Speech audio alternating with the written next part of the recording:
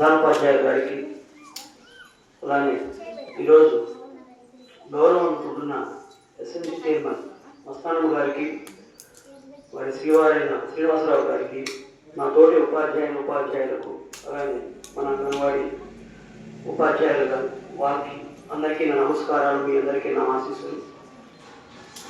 ముఖ్యంగా నేను రెండు మాటలు చెప్పదలుచుకున్నాను. ఏదైనా కానీ ఒక మనిషికి తన అవసరం లేకపోయినా కానీ సహాయం చేయడం, పక్కవారికి ఏదైనా తోడ్పాటును అందించడానికి పెద్ద మనసు ఉండాలి. అంత పెద్ద మనసు కలిగిన మన శ్రీనివాసరావు గారు, మస్తానమ్మ గారు, ఆ దేవుడు ఇంకా ఆరోగ్యాలు, ఐశ్వర్యం అందించి ఇలాంటి సేవా కార్యక్రమాలు ఇంకా మరిన్ని చేయాలి.